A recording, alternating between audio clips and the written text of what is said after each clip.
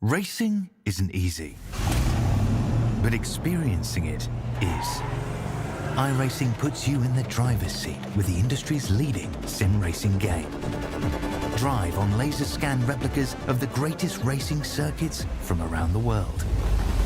Go head-to-head against other drivers chosen by skill-based matchmaking to ensure competitive racing at every level. Compete across all your favorite series. In officially licensed cars, engineered to deliver the most accurate driving experience possible.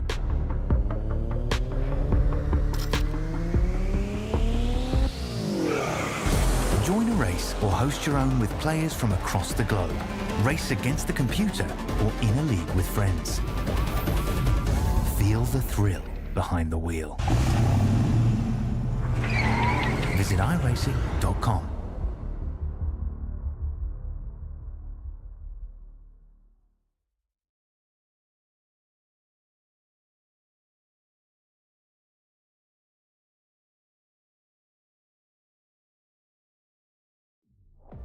Welcome one, welcome all to SimSpeed TV. It is time once again for Fixed Indy Australia by Aussie Online Gaming, our second oval round of the season, taking place at virtual Iowa Speedway. This is going to be a very fun night. It's a very short oval, this one.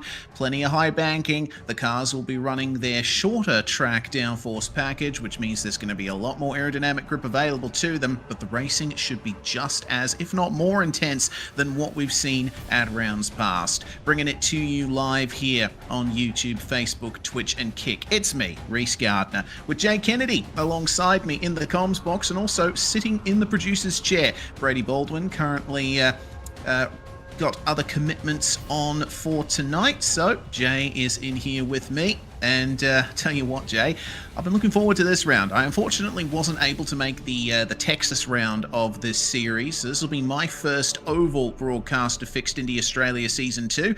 What can we expect? I think the unexpected is probably what to expect. Hello, everyone. It's going to be a very fun one, a very underrated oval, this one. I really enjoy this oval from my exploits back in the day of doing laps.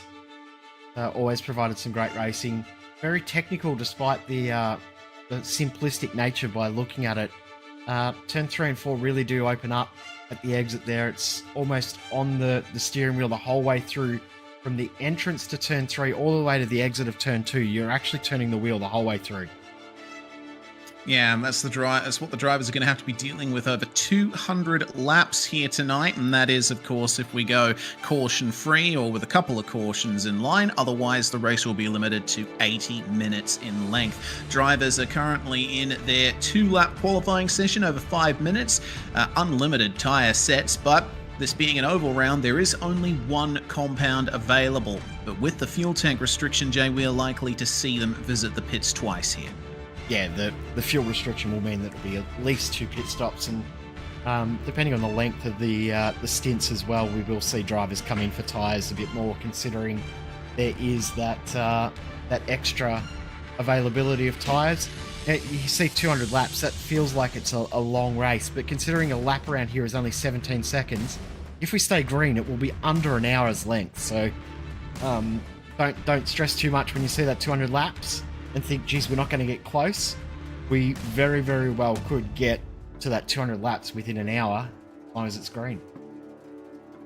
Yeah, but it all depends on how much the drivers have prepared for this round and how easily done it is in pack racing for a lot of these drivers who don't usually race on ovals. Well, we look at how they stand coming into this round, and Thomas Hinz is your championship leader. He's had a lot of success in the mid-season of Fixed Indy Australia. Currently, looks like 23 points ahead of Daniel Edmonds, who won the first round of the season. Cameron Dance in 4th place. We are not expecting him to take part tonight. We noticed that he wasn't in the server beforehand. We also haven't seen Adam Blocker make a return since he took those incredible double victories at Barber Motorsports Park and at Indianapolis earlier on in the season. So I'm expecting these standings to be jumbled around a bit, Jay, considering that Oval is not usually these guys' wheelhouse. Well, I am going to jumble them up straight away because that there was without a drop round. Just realised I haven't clicked the magic save button. If I add a drop round into that and now click the button, it's not working. How good. It worked before when before we came live, it worked. But now it's not wanting to work. So that's always helpful. But I can tell you that with the drop round applied, there is a tie at the top of the championship standings between Thomas Hinds, no, it's not working, and Daniel Edmonds. They're tied on 160 points, and Tim Vaughan is next on 150 points. So it is very, very tight at the top when we add in the drop round that is now taking effect in regards to the championship. Righto. So we'll keep that in mind over the remaining few rounds of the championship. See if this button works. No, that one didn't work either. Damn. All right. Well, we can abandon that and head on into the warm-up / race session, I suppose. Qualifying all but one and done. And finally, there we go. Yes.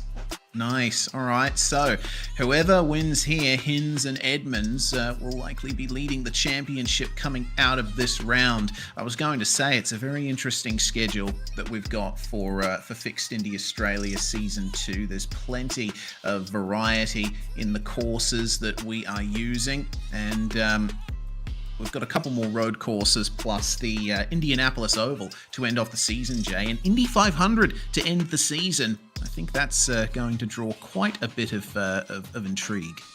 100%, and the fact that it's open to anyone as well. So the drivers of the championship are eligible automatically to race in the Indy 500. Sorry, top 18 in the championship get an automatic entry into the Indy 500.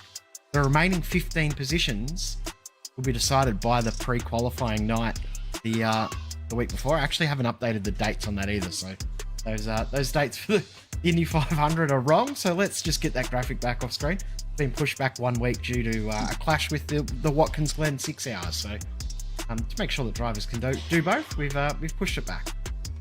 All right, extra week to prepare for the Indy 500 as we jump on in. On my end, at least, into the session. Finally managed to get in. Seeing drivers make their way around the circuit, and you can see just how rapid this track is. Start-finish line for Dwayne Burns, and immediately into turns 1 and 2, holding the throttle flat. We likely won't be seeing that when they're racing in a pack. And then already into turns 3 and 4. No push to pass on ovals, of course. It's all down to your right foot as to how much power you get. And just like that, a lap is over. But you see how wide the circuit is. Plenty of space to go side by side. But in these cars, it's really only one line that works. Yeah, exactly right. You've really got to play a bit of follow the leader and be strategic about when you make your moves. Try and force a mistake. Try and force someone to run a little bit wide. Force them wide through 1 and 2. You can then slip up the inside and steal the position from them that way. But forcing a move too quickly and too aggressively will result in cautions. We'll see plenty of them throughout, I've got no doubt, as Harry Lawrence has found the limit there at the exit of turn 4. Won't be the only driver to do that throughout the rest of the night. Yeah, certainly not.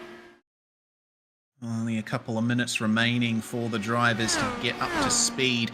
The tyres are another thing that we have to talk about because, as I mentioned in the build-up, it's not a road course round, so there's no tyre choice. Usually on road courses, you have those red-walled alternate compound tyres that are softer, provide a lot of pace early on in the stint, but drop off.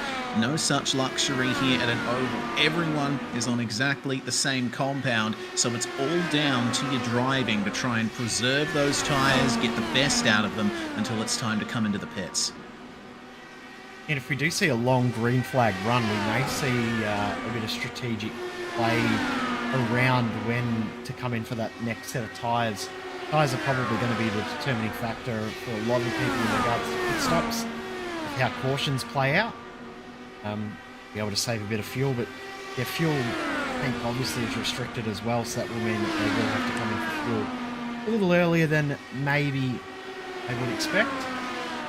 Only a minute to go until we're into the racing though, so I'm excited to see how this one does play out. 200 laps. It'll feel like a marathon for some of these drivers. It will fly by. Yeah, it'll fly by for us, I'm sure. The amount of action that we are bound to see here in Fixed Indy Australia Round 6. Looking at the side-by-side here, it does seem like at least when the tyres are fresh, you are able to get a little more on exit round the outside and push through for a move. But once the tyres get down to brass tacks, so to speak, I think that'll be a lot more difficult. Nice cool day there in virtual Iowa. 23-degree air temperature, 26 track temperature. And that means that there's going to be quite a bit of grip available to the drivers once they get those tyres warmed up. Just a few more seconds remaining and we can finally go racing here. I'm looking forward to it, Jay. Yeah, I'm really looking forward to this one. It's going to be a brilliant race. It's going to be entertaining. It's going to be action-packed. Hopefully not controversial, because we have seen a bit of controversy throughout the season so far.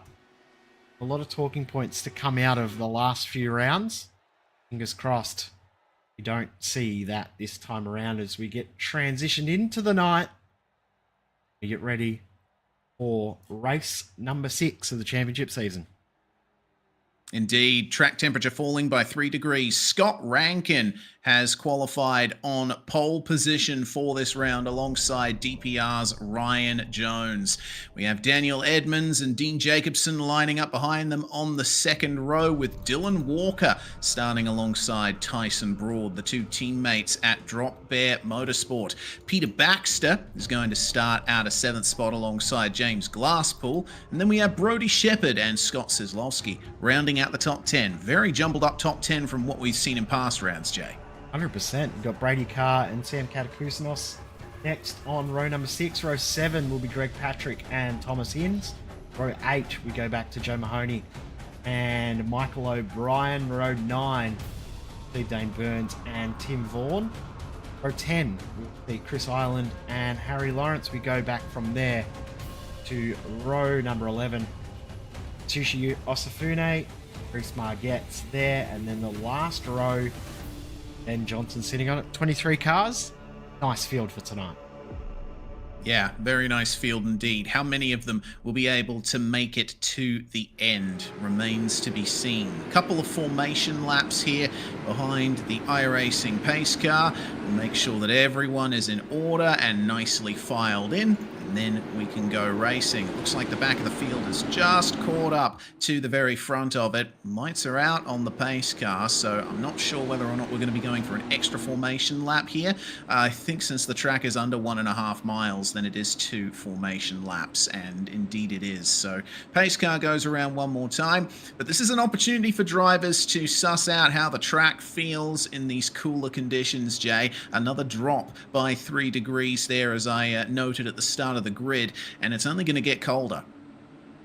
Yeah, it will get cooler as the night progresses, which the positive of that means that there is a little bit more grip in the tyres if you've got heat in the tyres. But the downside of that is it is more difficult to get heat in the tyres in the first place. So there's pros and cons of it being a little bit cooler, but Scott Rankin and Ryan Jones, 2 relative oval experts. They will know what they're doing. They'll know what the cars will do. They will understand how the cars will behave at the start of this race, but there will be some back in the field that may not have quite as big an idea. But great to see 23 cars out on track for the start of this race. Here we go then.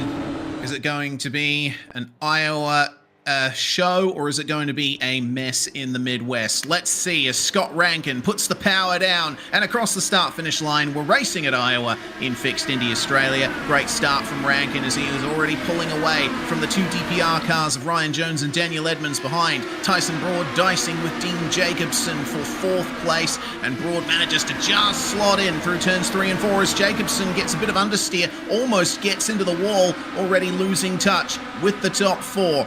This is an interesting start already. There's almost contact there between Solosky and Walker, as well as Katakusanos and Peter Baxter coming through 3 and 4 there at the end of the second lap. But made it through. We've finished 2 full laps without incident. Hinds looking to hold on to that championship lead a little bit further back in the pack than he would like. Just dropping back a little bit further. Yeah, it's not good there for Thomas Hinds. He needs as many points as he can get, especially considering Daniel Edmonds, his championship rival, is up in 3rd right now. We're on board with Thomas Hinds now as he tries to make his way through the field. Already up to 12th, looking at 11th here, and looks like he's going to make his way past Brodie Shepherd.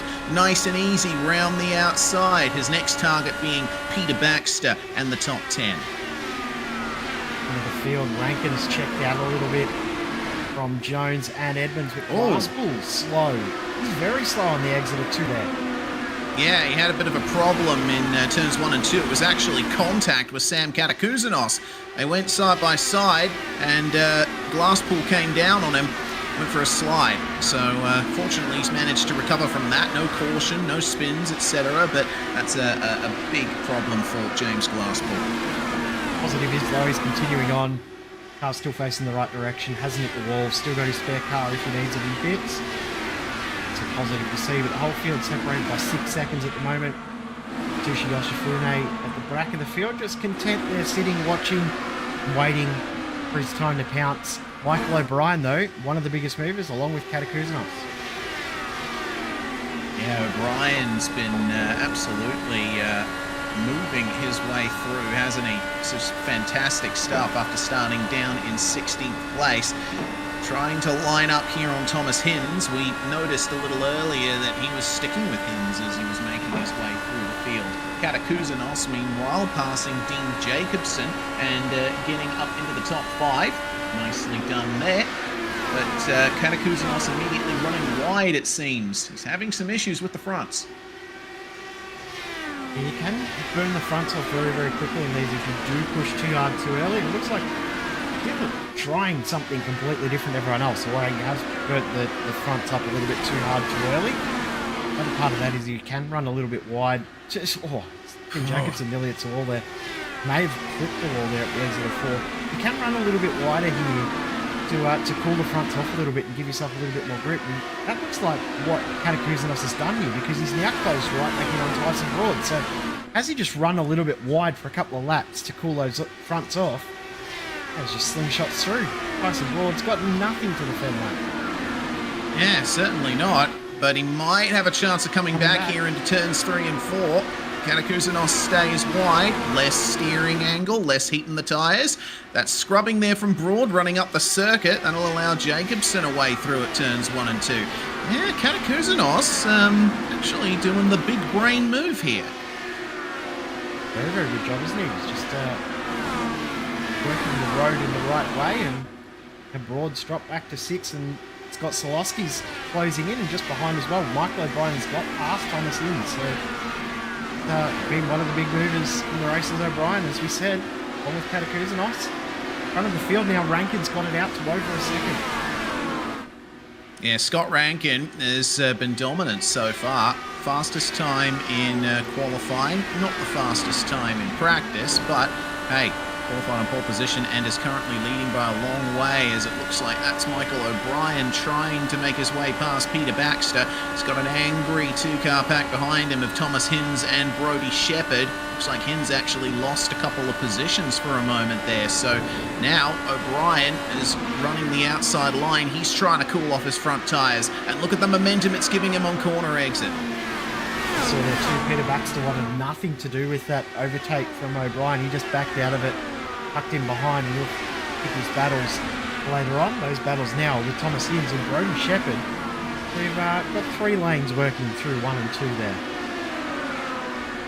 Yeah, so my prediction in the warm-up of there being only one line that works has been proven demonstrably false. I do apologise for that, but yeah, I'm happy to be proven wrong. It's nice to see that we've got so many drivers working the track differently and it working out for them. Meanwhile, further back, Greg Patrick in the Full Send Motorsports car. He's got a lot of adventures here as he's trying to keep Benjamin Johnson and Atsushi Yosefune behind him. Seems like he lost out a bit to Reece Margetts there in the last couple of turns. Greg was stressing yesterday that he wouldn't be able to race tonight because of the restriction for D license only. He only had a rookie license. An hour later, he posted, "Hey, I'm in." So he got his D license within an hour or so. He said, "Isn't it amazing what can happen when you've got people that know what they're doing racing against you?" So great to see that he was able to get that and get it so quickly. Great to have Greg out on track once again. Yeah, very nice indeed. Noticing that he's putting on a lot of lock in the corners, which is interesting. Ease that wheel off a bit, doesn't he?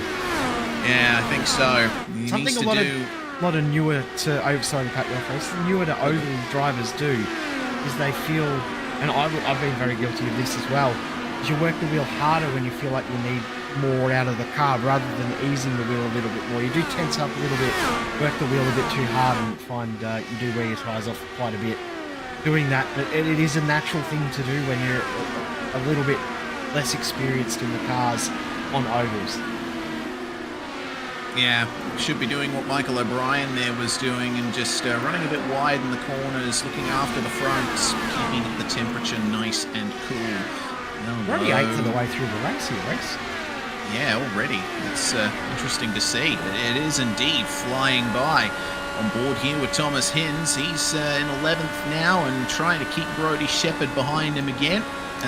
Looks like Hinz, though, has lost touch with the likes of Baxter, Walker and company. Hinz hasn't been able to make an impression into the top 10 just yet, but I get the feeling he's gearing up for a late race run here. Maybe he's backing off, looking after the tyres, looking after the fuel as well, maybe, and hoping that, oh, that was so close for Michael O'Brien. I'm pretty sure... Yeah, just a little one. Interested to see that there hasn't been much in the way of netcode contact and cars sent flying, which is really good to see. But yeah, back to my point. Hinzi, I think, is just taking the first part of this race super easy. He's not trying to get to the front. He's going to be saving that for later on, I think. He's probably also using this opportunity now to work out how much fuel he does burn in the car. He was a little bit late to joining the race session, so wouldn't have been able to do those longer runs that we've seen some of the drivers do in their practice and warm-up for this race. So he'll be using this stint now, probably hoping for a caution around that 50, 60, 70 to then be able to get himself up to pace with everyone else. But we know from watching, for example, the Major Series, how fast Hinzi can be in these ovals. So don't discount him, even though he's a little bit off the pace at the moment. Glasspool and Shepherd going at it. James Glasspool making his way past Brodie Shepherd for a moment. This will help Hinz a little bit. You won't have to worry about what's going on behind. Yep, they're losing pace going side by side like that, and it's brought Joe Mahoney and Dwayne Burns into the fold here as well. So, sorry about the background noise there. Seen from race control that contact you mentioned earlier between James Glasspool and Sam Catacouzenos has resulted in no further action. Just a slight little bit of contact.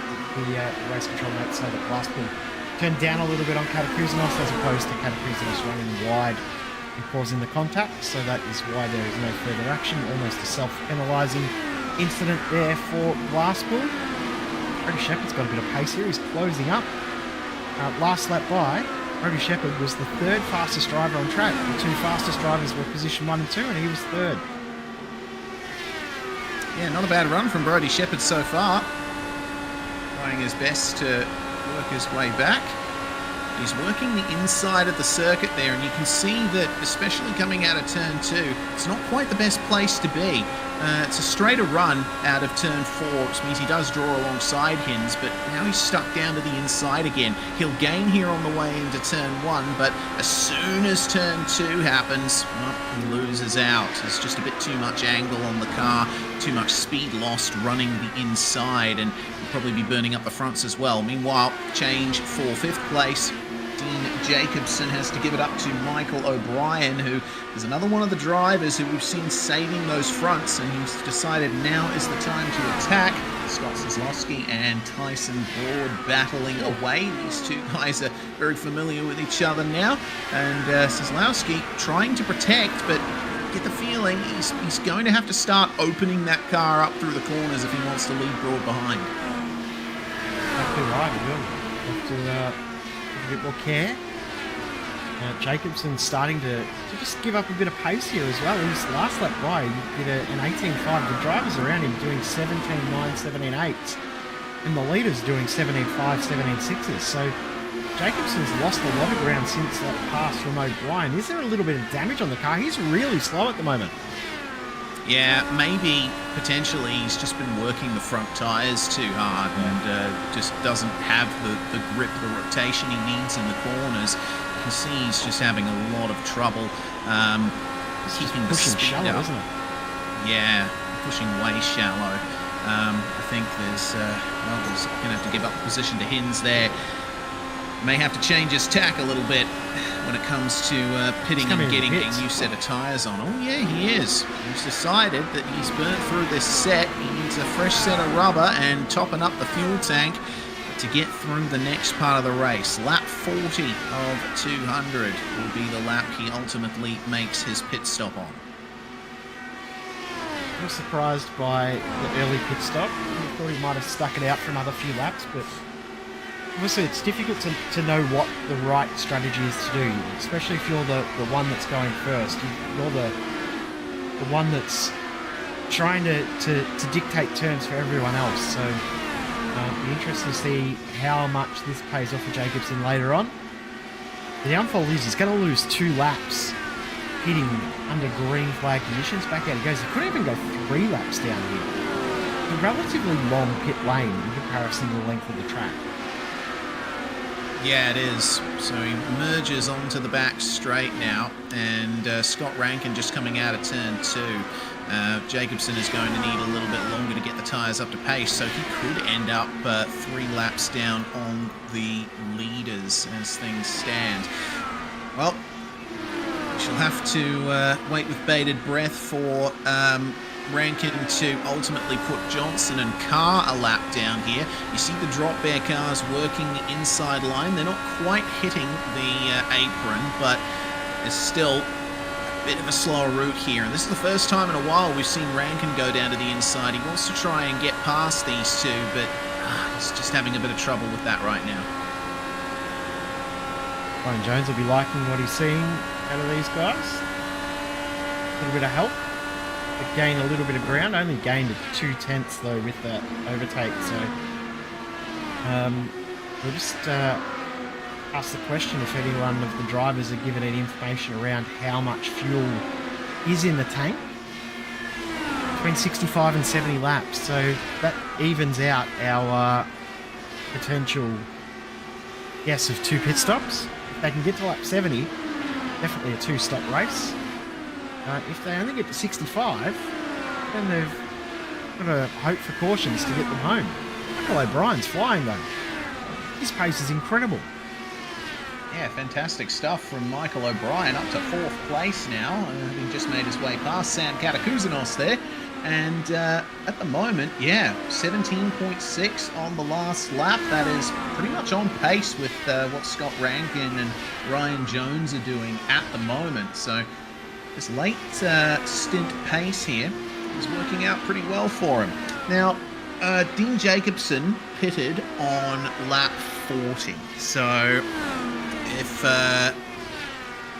unfortunately, it looks like he is going to have to make an extra pit stop in this race. He'll have to make a 3-stopper because we add 65 to 70 laps onto 40. Brings you out to lap 110. This is why he's had a pit race. 180, 190. Here of turn 2, bang, that's a heavy hit on the wall. Yeah, so that's too heavy a hit. So he went on for a couple of extra laps just to see how the car behaved and then had to bring it in. So that is why we've seen him pit early. Is this battle here? This is getting a bit heated. Dylan Walker, Peter Baxter, Tyson Broad. Yeah, this is the battle for 8th position at the moment. 7th even. It's very interesting between Dylan Walker and Peter Baxter. As here we go, Brody Shepherd making his way into the pit lane. Same for we got a caution. Caution. Dean Jacobson as well coming in for another stop. Greg Patrick has gone for a spin in the full send number 77.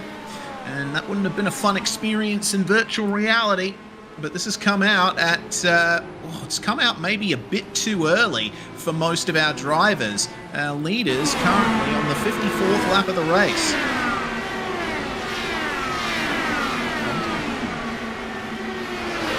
Oh, yeah, ran into the back of him. That was one of the DPR cars. That was, but yeah. Substantial damage to whichever car that was. Yeah, indeed. I'm going to go back and check myself to see who I it reckon was. it's James Glasspool. Just judging by the missing front wing, I'm going to say that would be who it is. Yep. Just went back and looked and it was James Glasspool. So he's going to have to stay out for another lap here before pit lane opens, and pit road has now opened, and he'll be able to put a new front wing on that car. Patrick, meanwhile, has only just managed to get rolling, and he'll move back into the pit lane. So this is the onboard then from Glasspool coming down the start-finish straight. Patrick, I think, lifting out a bit more than Glasspool expected. Patrick was anticipating the checkup from ahead, and I think James Glasspool will be feeling a little bit sheepish after that one. But hey, we lasted over a quarter of the race distance before we've seen our first caution. I think the drivers should all be very, very proud of that. Yeah, I think they should too. Yeah, it was a pretty clean race. Speaking of clean races, there, that was Solowski and Katakuzanos. I'm not sure who won that race off pit road. It looks like it was Solowski, but it was very, very close between them at the start. At the pit exit line. Yeah, it certainly was. Our positions remain relatively the same, apart from that change between Katakuzanos and Sislovsky. As far as pit stops go, it looks like the quickest we've seen out of the group is Dylan Walker, currently P7, 7.9 seconds stopped in the box. But the quickest lane time from entry to exit looks like belongs to a few drivers. But James Glasspool was the quickest on the way through. Look at how close that is. That is only about, I'd call that 10 centimeters, maybe less. You can just see Solowski's... Well, Katakuzanos looks like he's ahead there, actually, doesn't he? He does, but I think Sislovsky, because he's more to the inside of the circuit, maybe got the run there. In any case, iRacing has scored him ahead, so he will. Doesn't matter what we think, does it? Yeah, true. It's going to be 5th place off this restart for Scott Sislovsky. Scott Rankin, meanwhile, has got a lapped car ahead of him in the form of Dean Jacobson, and the pace car will probably be executing some waiver rounds. Here we go, race control deciding to wave Ben Johnson around the pace car. Not sure what they're going to do about Dean Jacobson, though. Work out what's happened to Brody Shepherd. He's been sitting in the pits for about 3.5 minutes. Now that's confusing because he drove the car into the pit lane himself under his own power. So I'm not sure what's happening there, but I'm sure the guys at Race Control are listening in, so they may be able to feed us a little bit of info around that one. Yeah, well, he's Shepherd has exited the car, so Okay. that's a problem for him. So he comes into the lane at about 82 k's an hour. I think I might have found out what. Yeah. Exit of turn 3. Scrapes the wall and just sticks against it. Oh, there's a little bit of contact there. Yeah, the drop bear car got into him. Was it Dane Burns that car? Yeah, I don't know. That's interesting. And he did another revolution of the circuit and then came into the pits on that next lap. Has parked the car, unfortunately. Yeah, it's a shame. I mean, to add insult to injury, he entered pit lane at about 20 k's an hour over the pit speed limit, so he would have gotten a speeding in pits penalty on top of the massive amounts of damage repair that he would need to take, which is a shame. So we've lost Brodie Shepherd for the time being. Maybe he'll make it back out onto the circuit at some point and circulate for a finish and maybe some points, but we'll have to wait and see on that. Here's the onboard. And yeah, it was Dane Burns, as the green flag on live pictures has flown. And sorry. That's all good. Single file restart for this one, and Rankin is going to continue to lead round 6 of Fixed Indy Australia, but there's a lot of racing back here in the pack. Tyson Broad versus Peter Baxter versus Thomas Hinds. This is the big chance that Hinsey will want here. Just avoids getting into Baxter on the exit. Got Dwayne Burns right there with them as well. Hinsey's to the inside here, and he doesn't want that long term. He wants to keep the car up high, but he can't do it. Peter Baxter has boxed him in. Baxter was very, very lucky that he rolled out of it there at the restart on the end of that first flying lap, because Hinds was running up and would have made contact with him if he didn't back out of it. So very, very good heads-up driving. They've all made it through. There's back a little bit to a bit of change of position between the teammates at simrigs.com DPR. Chris Island being through on Glasspool and Margetts. We've got a couple of incidents under review. Brodie Shepherd and Dane Burns, no surprise, and Greg Patrick and James Glasspool also under review. As Michael O'Brien moves up into third, he's just passed Daniel Edmonds into turn 1. Oh, and Edmonds clipping the wall on the exit of turn 2 for good measure. Yeah, Michael O'Brien's been one of the most interesting competitors in Fixed Indy Australia Season 2 from my point of view. He's shown these flashes of brilliance, especially at Barber Motorsports Park, where he topped the practice times. We haven't seen the full potential of his results yet. Be interesting to see what he can do here, as he is on a massive run. He's actually going to go for second here versus Ryan Jones. He's pushing hard here in the second stint. Last lap by, he was about a tenth and a half quicker than Scott Rankin in the lead, and a tenth quicker than Jones. So here he goes. That move is done. Ryan Jones has just gone, yeah, okay, you go for it, you take it. Daniel Edmonds wants in as well. Remember, 5 points up on screen in the top right. Daniel Edmonds leads the championship in the live standings with Hinds back to P11 in this race. Got back to P2 in the standings. Yeah, so priority number 1 for Edmonds is to get as far forward in the field as he can, get as much of a points buffer over Hinds for the next couple of rounds. We go to Hockenheim and then Auto Club Speedway for the next 2 regular rounds of the series before the Indy 500 finale. Thomas Hinds's big point of contention here is he just wants to make his way up the field full stop. He's still sitting outside the top 10. It's going to be a big points gap between himself and Edmonds if he can't fix that. Well, one thing I like about the championship points situation, 3 different teams, top 3 positions, all different teams in the top 5. That's really, really cool to see. Yeah, it is awesome.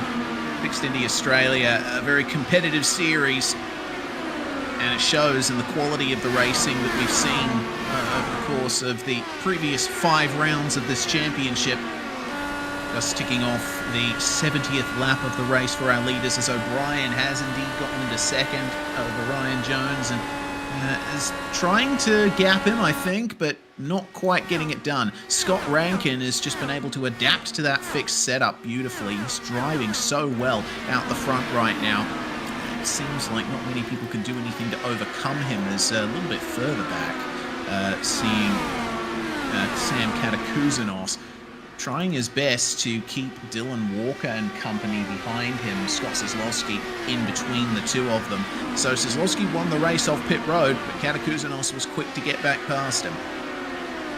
Notice too, Reese, they're the 2 drivers that have really made that outside line work, as Brady Carr brings out the caution. I was about to say that O'Brien and Katakouzanos have made that outside line work so well throughout this race. But Carr looks a mess. Yes, that's unfortunate for no pun intended there either. Yeah, indeed. I was trying to come up with another one to keep the chain going, but I just couldn't. So, Tsushi Osafune coming in on Brady Carr here, and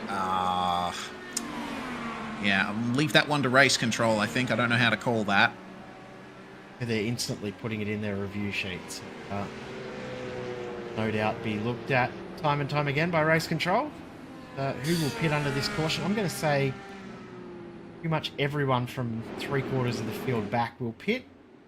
And I was not quite right. Tyson Broad, the leader of the cars that have pitted there from P number 8. Katakuzanos is in too. Yeah, Katakuzanos is in. I missed that originally. He's really using those tyres up. Might as well use them, but he's giving up a lot of track position. In saying that, it is still very, very early. They're almost at halfway, though. How quick is this race going? I dreaded when I saw that it was 200 laps. I'm like, this is going to take forever. And then I saw the lap times were only 17 seconds. Thought 200 laps, that's actually not too bad. It's going to go by very, very quickly. And glad to be proven right. It is flying by. And for the most part, the racing has been very, very good. Yeah, it has. I think aside from, you know, the incidents we've seen that have brought out the cautions, it's been, you know, it's been hard racing, it's been close racing, but it has been clean, and that's exactly what we want from open wheel oval racing. Brady Carr currently in the pit lane, and he's come to a stop at a very awkward angle. He's actually 45 degrees in the box, pointed towards pit lane there. That was just the rear tyres locking and the obvious chassis damage that he suffered.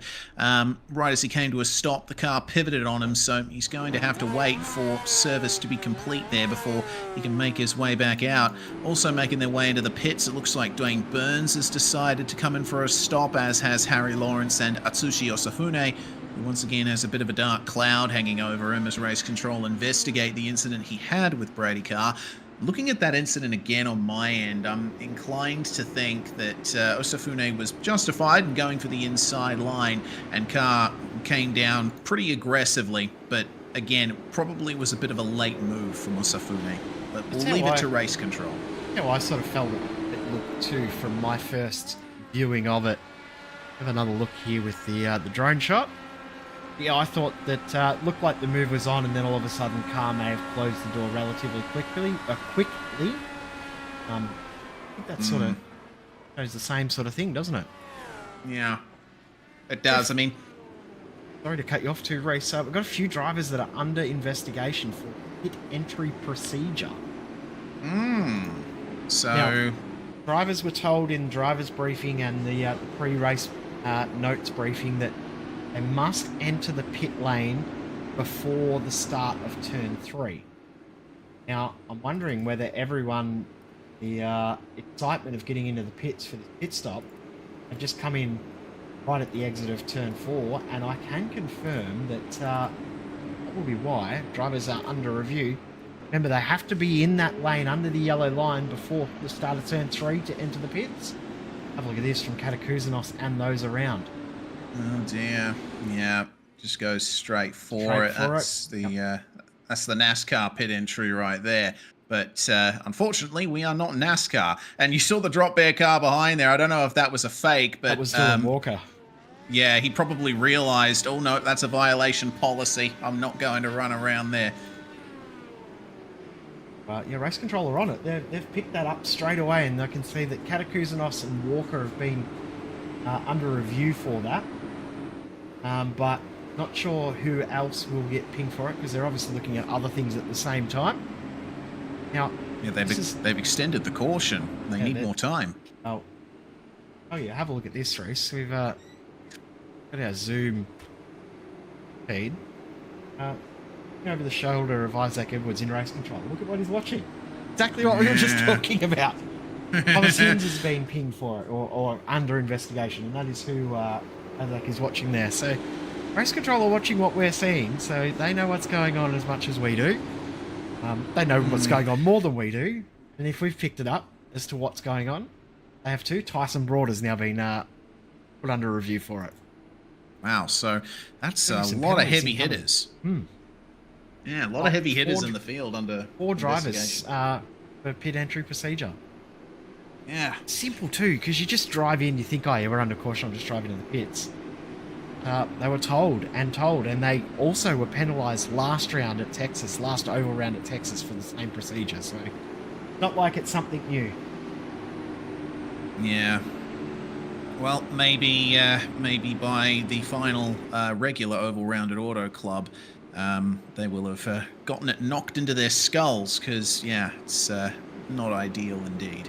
In any case, the caution's been extended once again. They just need a little bit more time to assign these penalties and make sure that everything's spick and span for the restart.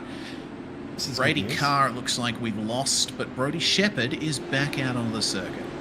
12 laps down, unfortunately. Great to see him back out there, and he'll continue on. He'll press on, and hey, current rate, he's at least going to gain one spot. Yeah, indeed he is. All he needs is another 7 laps or so, and he will pass Brady Carr's stricken car in the pit lane. So, race control doing wave arounds now. Greg Patrick getting waved around, so is Brody Shepherd, so he will gain 1 lap back. Same for Patrick as well. He'll be 2 laps down on the rest of the field here. Good to see that his car is nice and fresh after the big adventure that he had to bring out the first caution. Every driver does get a fast repair. I can confirm that we have had 3 of our 23 starters use their fast repair. Brady Carr did not use his fast repair. He still has it if he does return to the session. I don't think that's going to happen. So we can technically say 4 will not use their, or have used their fast repair. So that means we've still got 19 spare cars sitting in the pit lane. As a just in case, fingers crossed we don't need them. Yeah, fingers crossed. You know, I think that with the cleanliness of the racing we've had so far, there really hasn't been any reason to. You know, maybe there's been minor bumps and dings every so often, and that'll require a tiny bit of repairs to be done in pit lane. But Tyson Broad making another stop here, and I think, you know, like you alluded to at the start of the caution, Jay, it's the sensible thing to do. If you're down in the field at an oval race, you might as well jump in and take a bit of fuel under caution, because you're not going to lose out all that much. No, 100%. He's just splashed a dash of fuel in there and away he goes. Dean Jacobson's still in the pits as well. What's going on there for him? And you will see in a couple of moments there'll be a couple of penalties pop up on your screen, Reese. Will be pit entry procedure penalties for a few drivers. They will be sent to the end of the line, in saying that most of them are already there. Okay, so ultimately the penalty won't change things all that much, but still good for the books. You know, race control need to make sure that they apply their penalties where they are needed, regardless of what the potential outcome is. And yeah, there we go, all coming in. Sam Katakuzanos, Dylan Walker, Thomas Hinz, all sent to the end of the line. So for Hinz in particular, this is not good, because it's just going to increase the amount of work he has to do to get even back to the verge of the top 10 where he was before. Interesting one for me is Dylan Walker. He never actually pitted. Remember he did that fake out? Yeah. He's been penalised for that.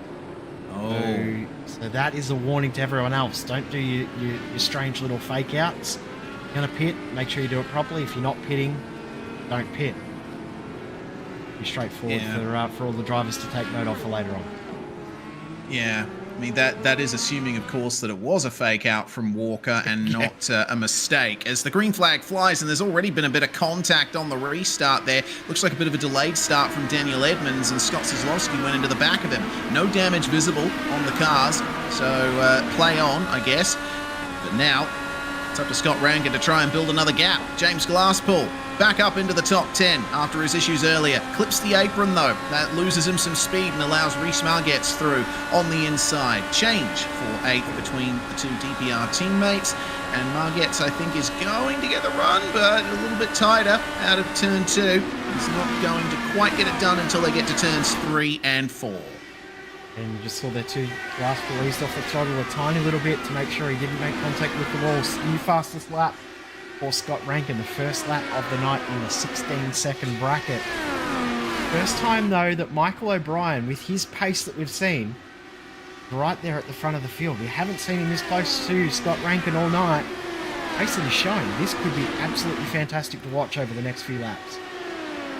Yeah, certainly could be. But you notice that there's a difference in lines in turns 3 and 4. They're both more or less going for the same line in 1 and 2 here. Rankin going a bit more to the inside and O'Brien following in his wheel tracks. But when they get to turns 3 and 4, Rankin is continuing to stay high and look after the fronts, but O'Brien is using them. He's gaining just a little bit every single lap, but it seems like the overall gain is stalled out a little.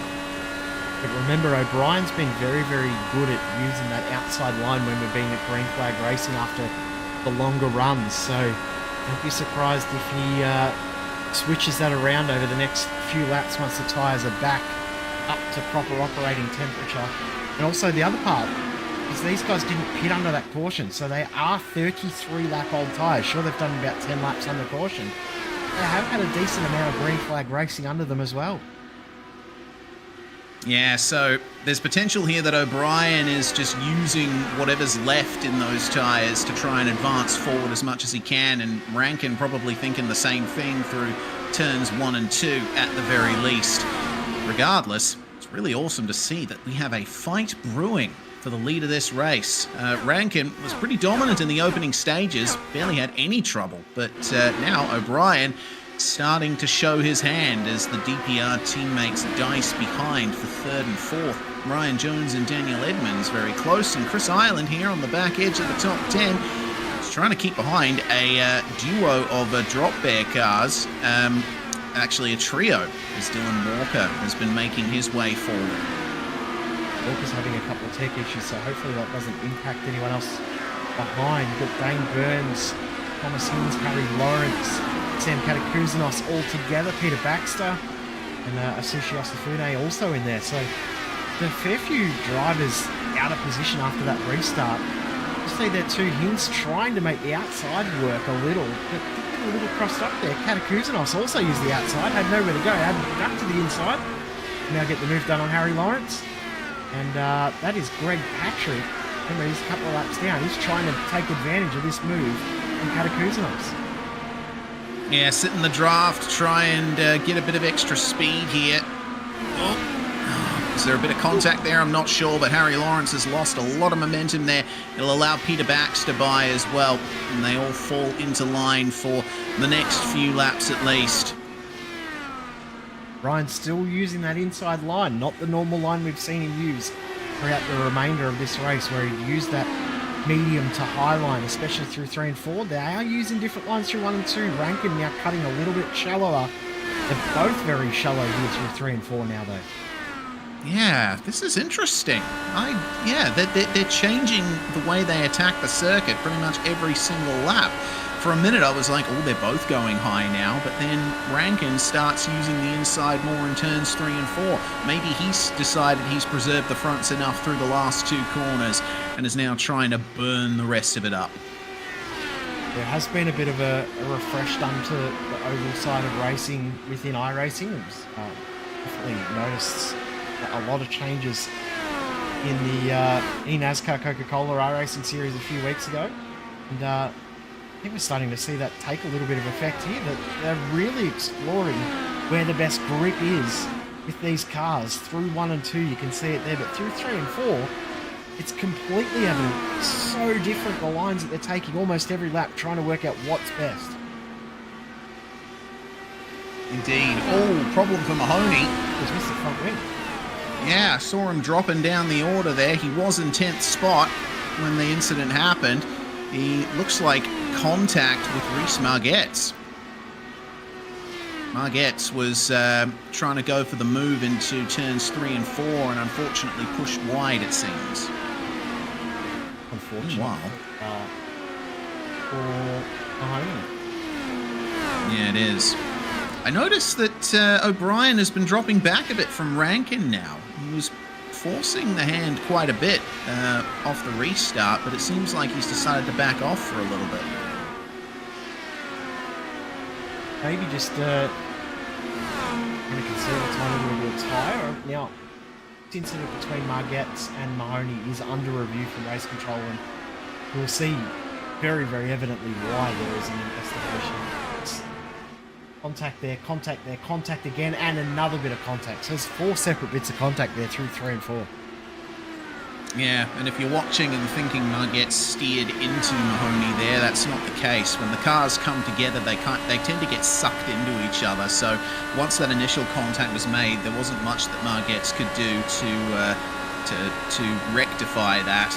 Regardless, he did still into the corner a bit too hot and understeered into Mahoney. So I'd expect a penalty might be incoming there for Rhys Margette. Meanwhile, Ben Johnson trying his best here to hold on to 8th spot. And Ben was one of the drivers who started way down the field. In fact, Johnson started last of them all. He's been doing very well since then. Ireland, meanwhile, has made his way past Margette. It looks like the 110 is carrying a bit of damage from that contact with Mahoney, because Tyson Broad and the rest of the drop bear trio here rounding up on him. Last lap by Margette, sort of an 18-second lap that's well and short of the pace. Broad did a 17.7, 17.6 for Walker, 17.5 for Hinds. So the guys behind are really closing in quickly, and you can see the gap now to Ireland ahead. It's over a second, so Ireland's broken the draft of these guys, and Margette's has really become a cork in the bottle here, and now Dane Burns is going to try and take advantage of this. Yep, there goes Dwayne. Up the inside of turns 1 and 2, and you can see that through the corners there's just no grip for Rhys Margette. He'll be hoping for a caution to come out soon so he can get that damage repaired without much of a time penalty. Meanwhile, Rankin and O'Brien starting to make their way through traffic, and O'Brien has gained. Brody Shepherd is the car that they've made their way past there, and now it's O'Brien's turn to lose a little bit of pace as Shepherd can drive almost whatever line he pleases. Oval racing, of course, doesn't really have blue flag rules. They're just advisory only. Once a lapping car is alongside, it's expected that you'll still make it easy for them, but you don't have to jump out of the way like you do on a road course. You're not obliged to slam on the brakes and get out of the way, because that can cause more issues, but you don't make it hard for the drivers around you, because it does cause incidents. And you do make it a little bit too difficult, make overtakes, and that overtake for O'Brien, he's actually been able to use that as a little bit of slingshot. Last lap by gained another 1/10 of a second, so that gap hovering around that 3 to 4 tenths. Now, also I've just been doing some sums as well. At the moment, the pace we've got, we are nowhere near the time certain finish. So we've got about 10 minutes, 8 minutes spare at the moment, so we can have a couple of cautions and still make it to the race finish under the lap count. That's good. Very good. Means that we'll get a nice rapid finish here. Rankin going low again in turns 1 and 2. O'Brien staying high. I mean, you know, they're varying their lines so much lap on lap that, you know, I as a commentator am having trouble determining exactly where the grip is, because it seems like they're experimenting still every single time. O'Brien went high in 1 and 2 that time and actually gained a little, but now flicks to the inside in 3 and 4. Rankin will get a bit more momentum on the exit there, but you see that the bulk time has fallen in O'Brien's favour. I think, to me, that says that they know as much as we do, which is not much. They're just trying to find grip, trying something different every lap, and if there's a little bit of grip, they're sticking with it and not verging too far away. O'Brien looks like he's the one that's trying to experiment a little bit more. Rankin looks pretty content just sticking with what he knows is working. It may not be the best for grip, may not be the best for pace, but it's working for him. That's all he needs. Atsushi Osafune, the next car to be dispatched here by our leaders. And Rankin will stay on the line inside into 1 and 2 on the exit. Looks like O'Brien is just going to get Osafune. Meanwhile, there's some battling here further back in the field. This is for the top 5. Tim Vaughan trying to find his way past the lap car. No. Brody Shepherd in there. Oh no, Sislovsky getting into him there. That is one of the ways that going through traffic can cause issues. The caution is out, and I get the feeling this is going to be the moment we see Rankin and O'Brien jump in for new tyres. So I'm wondering if this has come about now. Now, this is not me saying this is what happened, but this is me speculating here. Teammates trying to help each other out, one of them being a lap down car. Has that brought about the caution? trying to do the team thing rather than getting out of the way and letting the two drivers battle, trying to help the teammate out. Shepard just has a little bit of a moment there. And you'll see Vaughan comes up, and then he has to get out of the throttle because there's the lap car there on the outside. Zalowski runs him over because he was just so much faster at that point. Yeah, I think that was Vaughan just trying to stick with the guys and maybe try and work a way to help the teammate, and Vaughan's just got it a bit wrong. Yeah, that's a shame. So heavy damage for Timothy Vaughan and Scott Zalowski. The pace car is out. Zalowski has stayed out on the racetrack. And have they come in on the first lap under safety car? They have stayed out because they went a lap down. Oh yeah, true. Yeah, that is the case. So they had to stay out for that extra lap because the pit lane is closed. Zalowski's doing a great job of getting into the pits. He's only got 3 wheels on the wagon. Indeed. Well, everyone else has come in for a stop. Looks like Ryan Jones has won the race out of pit lane there, with Michael O'Brien falling to 4th. The pit lane transit time, not pit lane stop time, pit box stop time. Michael O'Brien was 2 seconds slower than Ryan Jones, so he's lost all of his time in the pit lane, not in the pit box, but in the lane. Not good for O'Brien as Zalowski finally comes in and gets himself a fresh set of everything, you would assume. Interesting thing about when that caution has come out too, that come out with 65 laps, 64 laps in the driver's stints. So that was getting about to the point where they were short on fuel, about the point where they needed to get some fuel back in the car.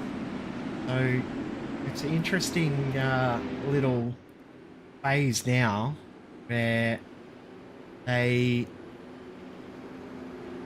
now have 80 to go. You know that they can get about 70 if they save some fuel. When do you come in for that last little bit of fuel? Because you can't make it home from here. Yeah, that is the question, isn't it? If you're up the front, you have to stay up the front. It probably wouldn't make much sense to dive back in now and get a little top up under safety car. You'll just put yourself right at the back of the field and have to fight your way through, and you might have to stop again anyway. So it's a hard situation for these drivers at the moment. I'll just improvise a quick prediction here, as we see O'Brien and Johnson have gained the most spots in the field. Nicely done from those two. If you're ranking Jones, Edmonds, and O'Brien, I reckon you stay out as long as you possibly can. Maybe try and back off a bit, save a bit of fuel, and just take a nice short pit stop, maybe with about 20 to go. If you're back in the field, I would say being aggressive is the more pertinent option. Try and make your way up as far as you can, then take your stop, and ideally you'll have gained at least a few positions from where you were at the restart. You probably think if you're at the front and a caution comes out, say in the next 10 laps, you might stay out. But if you're in the back of the field, you're going to pit for the hope that there's no more cautions. But guys at the front are probably predicting there's going to be at least 2 more. Now, the race time. We know it's an 80-minute timed race. We are about to tick over 50 minutes of race time, which leaves us with half an hour. We've got 78 laps to go. So at this current pace, we're ahead by about 5 minutes. Right. So if we get... looking good. Yeah, we are. But if we get 3 cautions or more, then we might have to start checking the clock and seeing exactly how much time we've got left. In any case, lights are off on the pace car. We're about to get our restart here. Scott Rankin no longer has to deal with Michael O'Brien behind him, but he does have the DPR pair of Ryan Jones and Daniel Edmonds nipping at his heels. On the restart we go. Good jump. The power is unleashed, and it was really good from Scott Rankin there. Absolutely nailed it. Bit closer further back in the field, though. Tyson Broad making the pass on Chris Ireland, and Dwayne Burns is going to try and follow him through here. That's for 8th, 9th, and 10th as things stand. And looks like Dylan Walker side by side with Ben Johnson for the last position in the top 6. Walker will get that. And he's going to immediately start vaulting his way forward. Looks like a bit of a concerted effort here from the drop bear cars to try and take the fight to DPR and then also to O'Brien and Rankin. Front is relatively smooth sailing. Jones and Rankin, as you said, checked out. Edmonds has O'Brien there.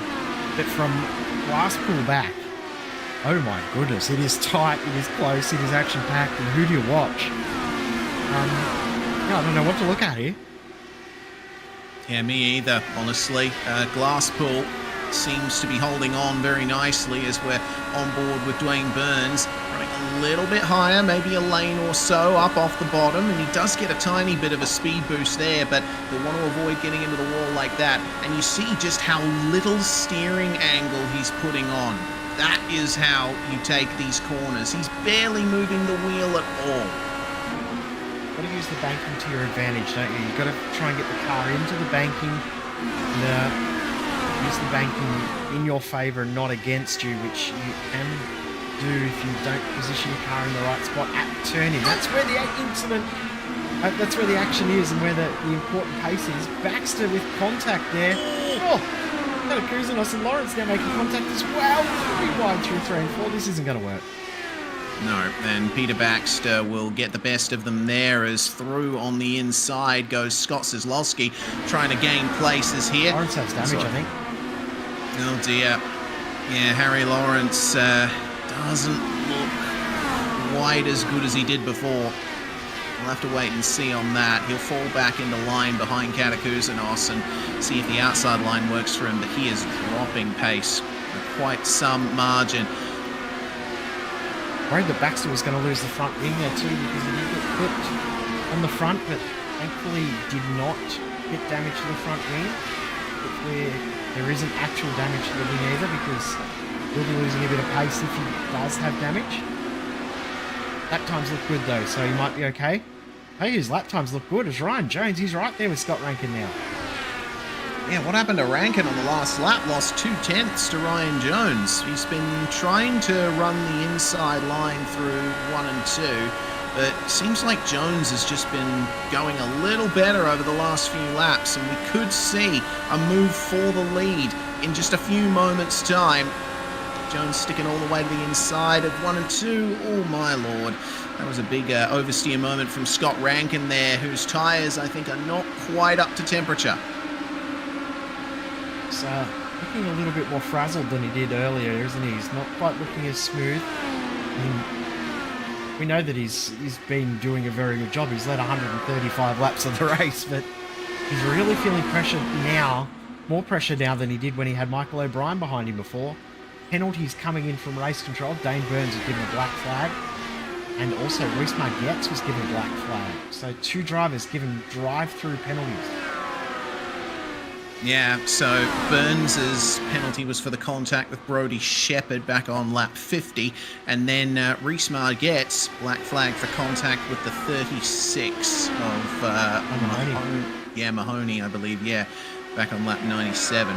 That's a shame there. So we've lost 2 heavy hitters from the front of the field thanks to those penalties, but still a chance for them to gain some time back as Burns and Margetts go to pit lane and will tour their way through, fall all the way to the rear, and they will at least lose a lap from this. Yep. Potentially 2. And I can see that Tim Vaughan and Scott Solosky is still being looked at by race control, and it'll be an interesting one to dissect because you can almost blame all 3 parties involved in that one playing some sort of impact in that incident. Yeah, it's a tough job for race control. Certainly don't envy their position. As, Yeah, definitely. Looks to me like they are going to lose 2 laps to the leaders here. Scott Rankin has just come up to Margetts now, but actually looks to me like they'll just sit in line for the time being. Still side by side back in the field here.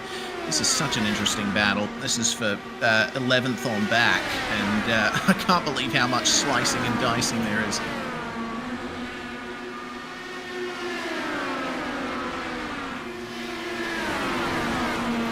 So Kuzinos at the back of this group. Surprised he hasn't been able to make his way forward through this group, because he's had some great pace throughout the night, but he's just struggling a little bit now. He's not anywhere near where he was in regards to pace and aggressiveness as we saw 100 odd laps ago. yeah, Sam Kay seems to have fallen off the wagon a little bit, but you never know. Car might come back to him towards the end and he can try and make his way forward. Just needs to be careful to avoid contact. He's running the high line, so he's safe for the time being on that. Oh dear, yep, that's half a front wing there for Tyson Broad. Remember, Tyson started end of line at the restart, and unfortunately he's going to have to come into the pits to get that thing repaired. And to make it worse, have a look at what's happened here. That there is that Ben Johnson that's just come past him? Got their card. Moves up the track, and Broad has nowhere to go but to run over him, and loses the front wing. It was Ben Johnson because he's come in as well. Oh, that's disastrous for Ben Johnson and Tyson Broad. They were running in the top 10 at the time. And unfortunately, that's some heavy points for Drop Bear Motorsport that are now gone. Fortunately, they both still had spare cars in hand, so they'll be able to get those repairs done nice and quick. James Glasspool's been given a black flag for the incident before the caution with Greg Patrick. Glasspool into the pits now. Front of the field, Rankin has broken a tiny little bit more of a gap to Ryan Jones, and Daniel Edmonds is closing in on those guys. So Rankin to Edmonds is a little bit closer than it was before, and Jones is dropping back a little bit. Yeah, they've been dealing with traffic. Dwayne Burns in 18th position there, having just come out of the pits after serving a drive-through penalty. He has messed a bit with the ideal lines of the leaders somewhat. Jones more than Rankin, I would say.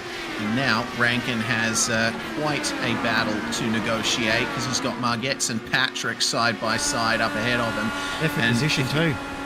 Exactly. So if you're the leader, what do? You want to try and get it done here, and he is going to get it done on Patrick.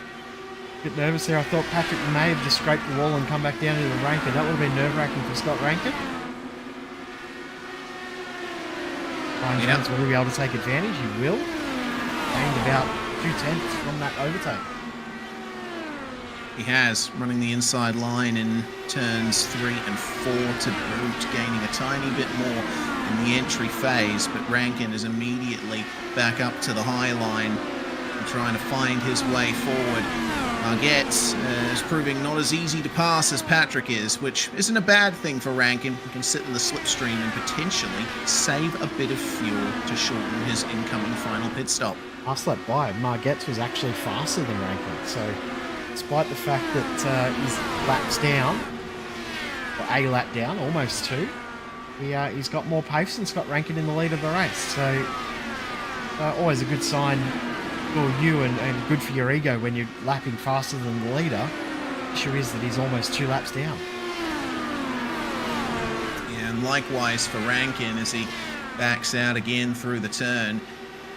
Yeah, he can make use of that. If Margetts is running a little faster than him, then he can spend some time down the straights, just lifting off the throttle slightly. Oh, here we go. That's an early call. Ryan Jones coming into the pit lane. He's going to take his final pit stop now on lap 155. Slows down just in time for the pit lane. And, well, now the cards have been thrown down on the table.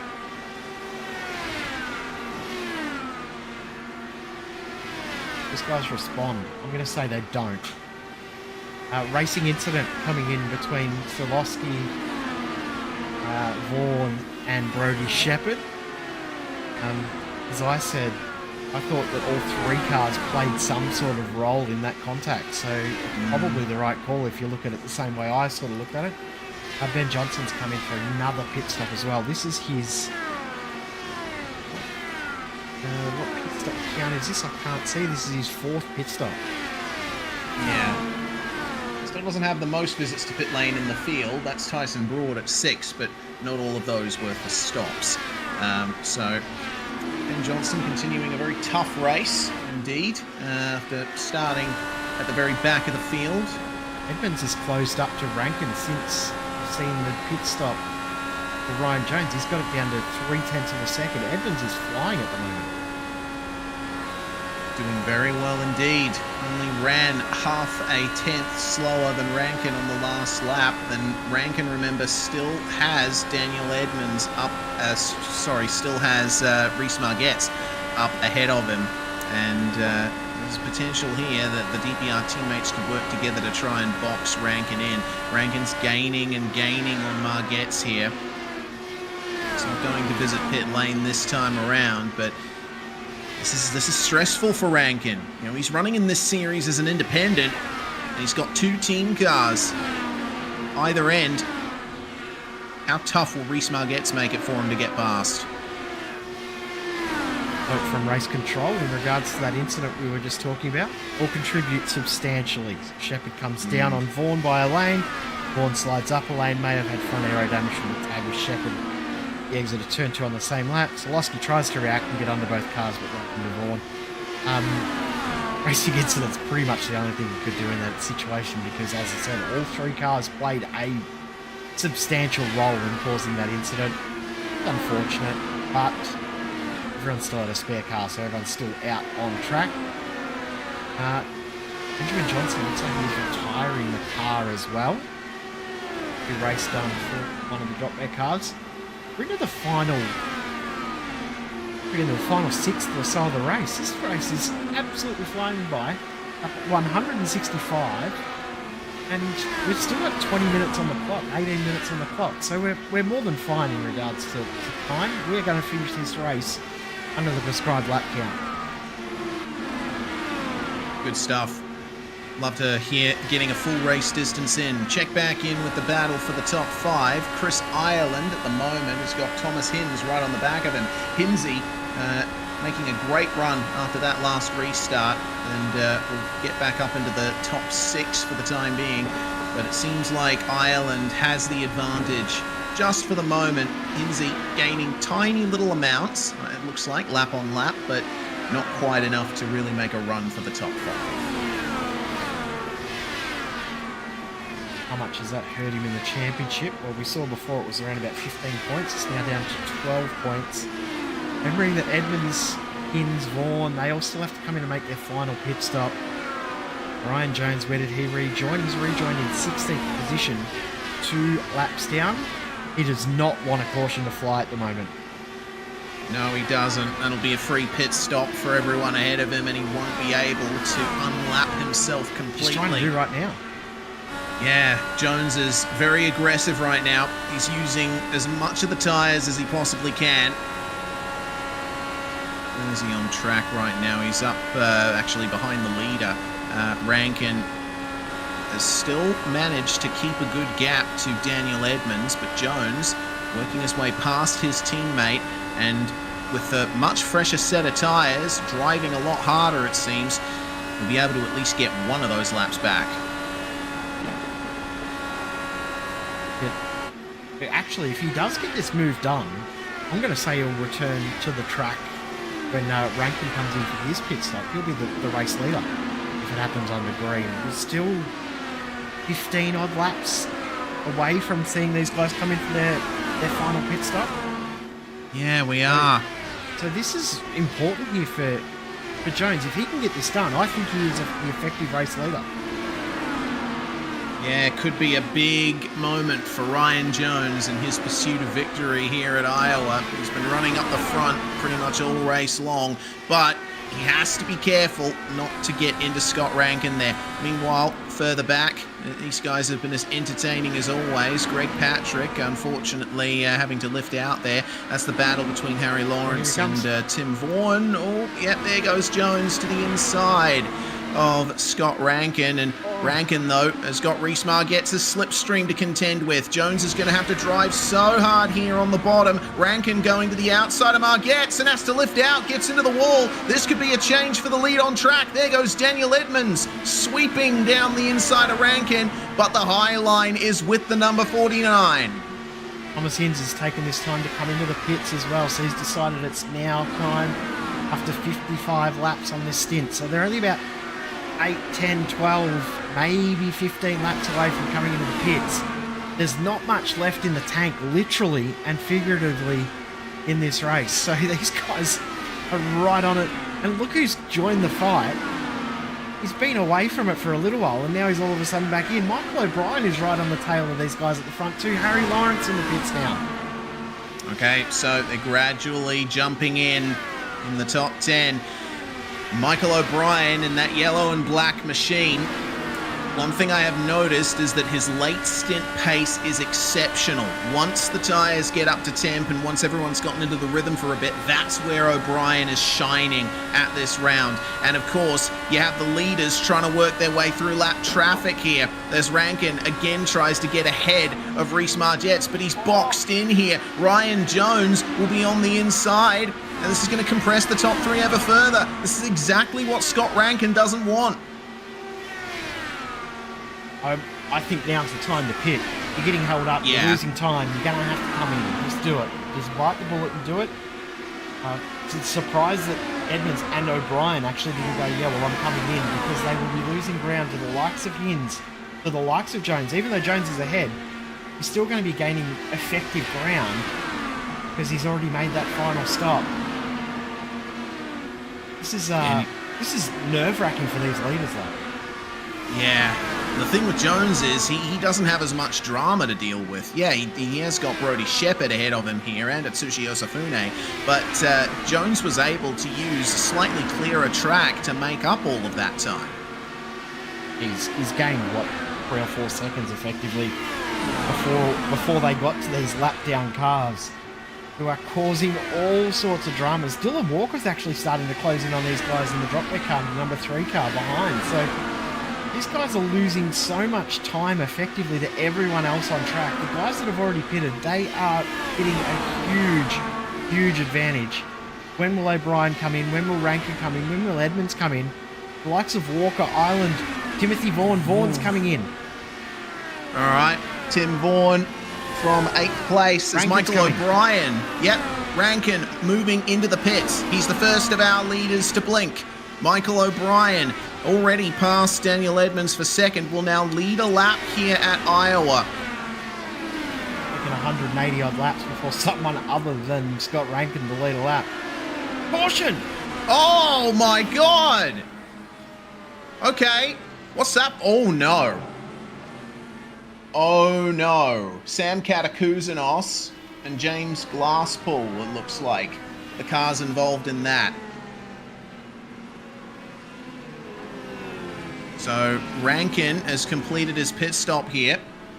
Rankin will emerge in 8th place. You know what? I think that caution happened at almost the perfect time for Rankin. He isn't going to lose out too much from this.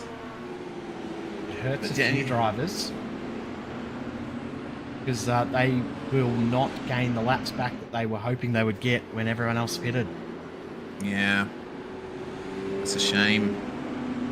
Edmonds in second spot and move on in along with Michael O'Brien. Oh no, Edmonds is going to stay out. He's got to stay one more lap before the pits are open.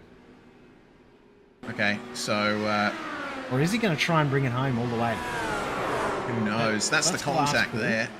And then Katakouzanos just comes in. He's already committed to the corner. Difficult when you're at that much speed to try and work it when hit. I think Daniel Edmonds is trying to stay out and finish this race. Walker's in, Solosky's in, O'Brien's already made his stop. Ireland's not come in yet. Ireland's in now as well, so O'Brien is the only other driver on the lead lap. Rankin and Jones will get a lap back very soon. Katakuzanos still lapping around, but I think he's too damaged to continue here. Is Rankin coming back into the pits? He's coming to finish off his pit stop. I think he drove straight through the pit lane, make sure he didn't lose an extra lap, and now pitting under the caution. So he only goes one lap down rather than two. Yeah, okay. Rankin never actually finished his pit stop because the caution came out before he hit his pit. Yeah, just trying to lose as little time as he can there. So, this is going to make things very interesting, isn't it? Michael O'Brien just completing his stop under caution there. Rankin, having to come through pit lane twice, will end up falling outside the top 10 from this, I'd imagine. No, he's going to stay in ninth. Looks like a couple of cars behind were making stops as well. But Jones is a lead car that is one lap down, or is it Rankin? One of the two. Rankin's going to get move up a little bit by the iRacing controlled system. But Rankin, Jones, Margetts, Katakuzanos are all one lap down. Vaughan, Hinds, Mahoney, Broad, and Burns are 2 laps down. So those guys will drop a little bit further. So Edmonds, will he be able to do another 12 laps with the limited fuel that he's got in the tank? This is now lap number 70 on this stint. Yeah, does he have enough to get to the end is the big question. And if you're wondering which car caused the initial contact that James Glasspool had to deal with, that was Harry Lawrence. Harry Lawrence, yes, indeed. So, never know. Might be another penalty coming in for Harry Lawrence. Not too sure. But look a little bit phantom that contact, so I think we might get away with that. Right. Maybe. Whatever the case, we have a dash to the finish scheduled here at Iowa as cars are waved around the pace car. It'll be a nice promotion for Vaughan, Hinds, Patrick, Rankin, Shepherd, Lawrence, and Jones. And so that ultimately means that Rankin and Jones are back on the lead lap, 8th and 9th place. I'm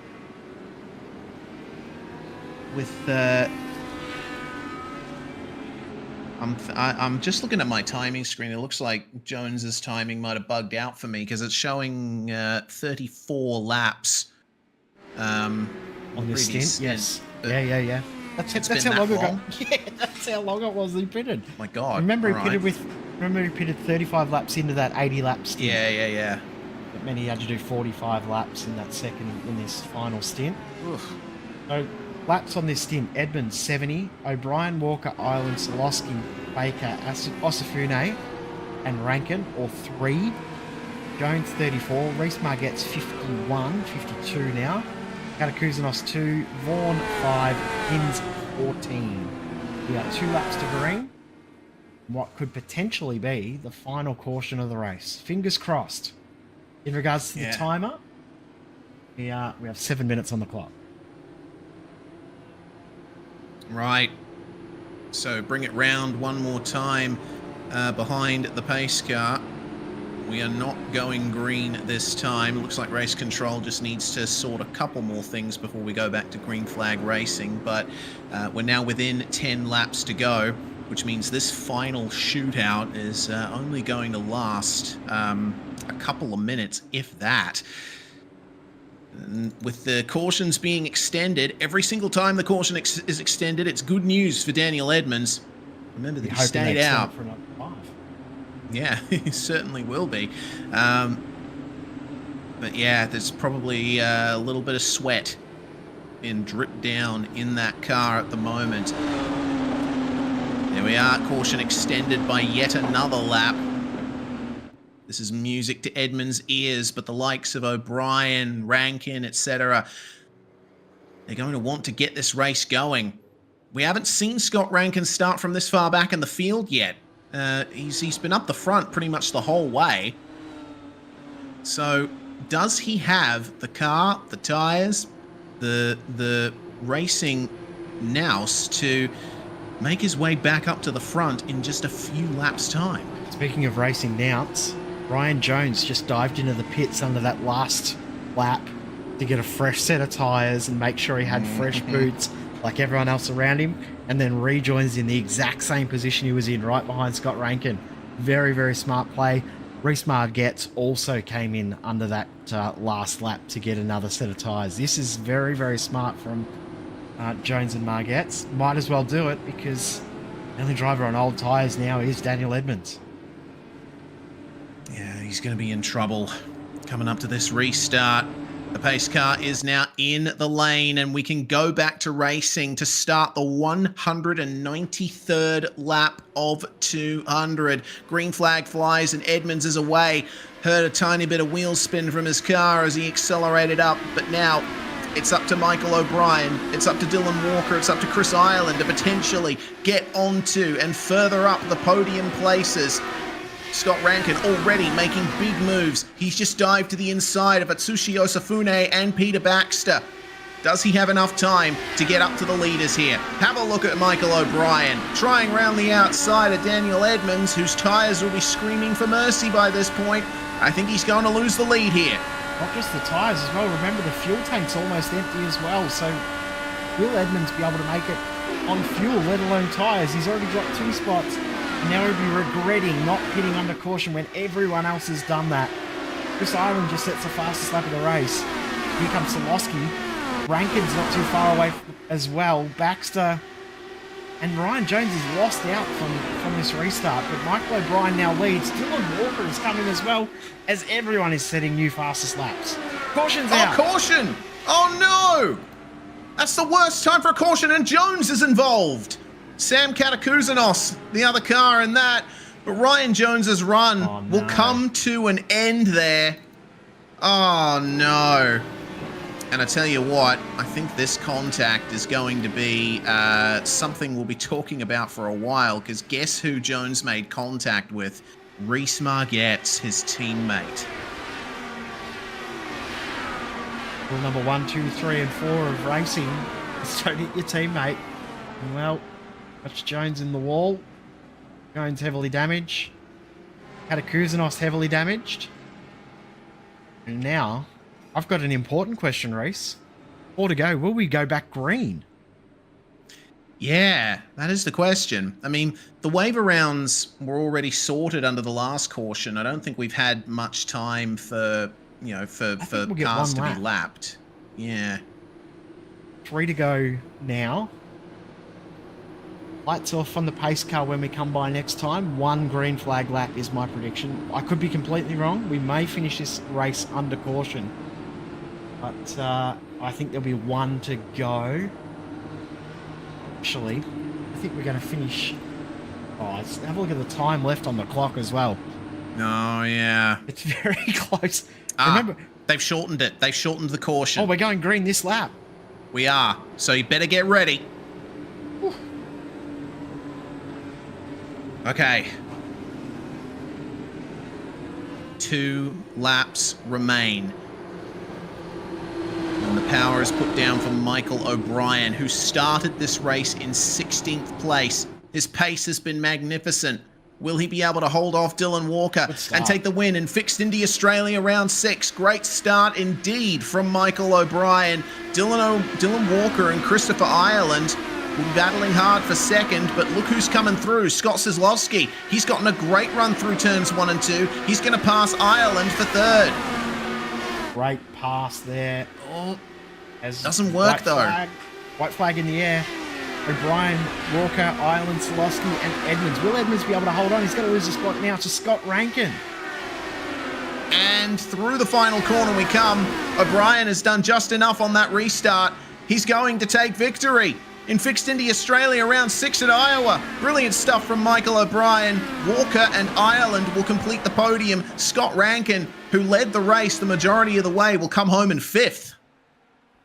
Chris Ireland sets the fastest lap on the last lap, but congratulations, Michael O'Brien. What a race. That was incredible. There's body parts all over the track there. You can see there's nose cones, there's all sorts going on, but Michael O'Brien was the pace setter early on, gains 15 spots, deserves the win because he found something with this car at this circuit that no one else had. Yeah, absolutely. And I believe that's O'Brien's first victory of the season, if I'm not incorrect. I believe you're right there. Yeah, so off and he deserves them. Yeah, absolutely. Oh man. Well, O'Brien added to the winners list of Fixed Indy Australia by 4/10 from Dylan Walker and Chris Ireland. Seslowski in 4th. That's a good finish for him after starting 10th. Scott Rankin, though, that's a real shame for him. You would have thought, maybe he could have pitted earlier and it would have looked like a very different race for him. Daniel Edmonds will finish in 6th spot. And Reese Margetts will make his way up to 7th from 22nd, overcoming penalties and the like on the way through. Peter Baxter will remain in the top 10, probably the most consistent race of anybody there, with Atsushi Osafune making it into 9th after starting 21st. Congratulations to our resident Japanese driver, Thomas Hinz, who was the championship leader coming into this round, will finish in 10th, a lap down. Page we go. Tim Vaughan, Dane Burns, Joe Mahoney, and Sam Katakuzanos all finished 1 lap down. Harry Lawrence, Tyson Broad, Ryan Jones, they're 4 laps down in the end. Did not finish the race, I believe, in the end. No, he didn't. Unfortunate for him. Greg Patrick, Brody Shepherd, and James Glasspool all down in the field as well. Ben Johnson, Dean Jacobson, and Brady Carl all finished the race relatively early. Unfortunate for those guys, but I think we've got our race winner in for a chat with you, Race.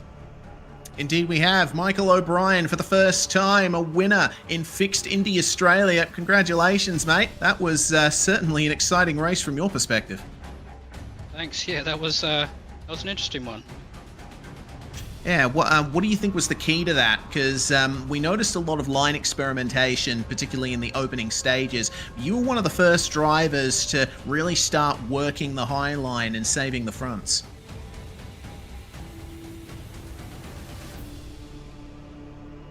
Oh, we may have lost him. We appear to not be getting any input from Michael O'Brien. You are lighting up in Discord, but we're not hearing your voice. Can you have me now? There we go. Yep, we got you. Okay, cool. Yeah. Not many people were running the Highline for the start of the race, like you say. Started running 3 and 4 a bit more, but pretty much no one was running it in 1 and 2, and it was pretty good, I thought. Well, you've been threatening really good pace all season. I remember your practice times at Barber being the first indication of that. We go to, in the regular season, another road course at Hockenheim and then another oval at Auto Club. So you'll get the chance to stretch your legs there too. Yeah, I like Hockenheim. That's a good track. I've never been super fast there, but it's fun and good racing for the most part. Auto Club, that'll probably be another pack race, so that'll be just an hour of madness. Yeah, I'm certainly looking forward to it, as I'm sure you are too, Michael. Big congratulations from us here at SimSpeed on taking your first Fixed Indy Australia win. Who do you have to thank for it? You guys for a great broadcast. All the guys I raced against, everyone races super clean. Some pretty hard, but always clean. And just AOG for putting the whole thing on. Michael O'Brien with us here, winner of Fixed Indy Australia round 6. Next up, we've got, I believe, do we have Dylan Walker with us here? Yeah, g'day guys. We do. G'day, Dylan. Congratulations on second spot. That was a very interesting, very tough race for you. You were right in those battles all the way through. Yeah, it was definitely hard work out there. Just finding when the lanes moved. I found the bottom was quicker when the tyres were new, But once you wore them in, you could run the top, and yeah, it was just carving through people as best you could. It looked like things got a little bit dicey in amongst the Drop Bear Motorsport teammates. How much communication were you guys doing throughout the race to try and sort that out? Yeah, there was a little bit of comms. We tried to keep it quiet during the race so we can get our heads down, but yeah, I'm not sure what happened between the other two. Yeah, I didn't see it, so I can't make any comment on it. Well, regardless, second place on the road for you, which is a great haul of championship points from this round. Do you think Auto Club is going to smile on you like Iowa did? Hopefully, yeah. I've had a pretty good run at the ovals. I think it was 5th in Texas, so hopefully I can keep the streak going. Of course, have to wait until we're past Hockenheim for that, though, but I'm sure you'll still be up in the running. Anyone you'd like to thank for your spoils tonight? Yeah, all the Drop Bear guys for all their support. They've been really good at, inviting me in and getting me up to pace, as well as all the team partners as well in Cozy, HRS, Revolution Racewear, and Bowler Media, as well as all the ORL boys for their support as well. Well, Dylan Walker with us there, second place on the road here at Iowa. And finally, we've got Chris Ireland from simrigs.com DPR joining us. Third place for you, Chris. Certainly wasn't expecting that up here in the comms box, and I don't know if you weren't either. I wasn't expecting much after not qualifying, to be honest. So to get any result was definitely a bonus. P3 is even more of a bonus. Yeah, it was an interesting one. Yeah, you were one of the drivers to pit under the, second last caution, I suppose you could say. What was the point in the race where you were starting to think you might get a podium out of this? Probably towards the middle of the second last stint that we had. I was really conserving the tyres quite well compared to what I was doing at Texas, so I felt that I had a lot of speed in hand. I mean, I was about a 6-second gap from Scott, and I managed to get that down to about 3.5 seconds before he pitted. So I knew I had a lot of speed in hand in regards to tyres, and then I sort of started thinking, all right, we might be on here for something, but I was a bit worried about the cars that had already pitted, but managed to get a yellow and got a bit lucky with that. Yeah, it was probably about the middle of the second last stint. Regardless, you come across the line in third place. What are you thinking about the last two regular rounds before the Indy 500? We're at Hockenheim and Auto Club. Do you have much experience around either of those places? Yeah, I do. I've done plenty of races around Hockenheim and Auto Club, actually. Auto Club lately has been quite in the rotation for a lot of the NASCARs and also the ARCA series as well. So I've been doing a fair few laps around Auto Club. There's a lot of multi-groove racing there, so it'll be interesting. It'll be much easier to pass, I think, than it was around here. It's really quite hard to get a run on people, but I think Auto Club will definitely be a lot better for that. And Hockenheim, I mean, I can't wait for that hairpin. Yeah, me either. Well, thanks very much for joining us, Chris. Is there anyone you'd like to give a shout out to before we let you go? Oh, just a huge shout out to the boys over at DPR, simrigs.com DPR, for turning out. We have a pretty good turnout for this every week, so it's good to have everyone in there, and we're all pretty competitive with each other, and we race each other fairly. So yeah, huge shout out to those boys, and specifically Andrew Dyson for giving them mad tips on the ovals, because I've got absolutely no idea. But obviously simrigs.com for the gear to be able to race today. Southwell Lifts and Hoists, Ben Max Mechanical, and NP Designs. Well, we say goodbye to Chris Ireland, and we say goodbye to Iowa Speedway, Jay. What a fantastic round that was. Daniel Edmonds now leading the championship by 9 points from Thomas Hins.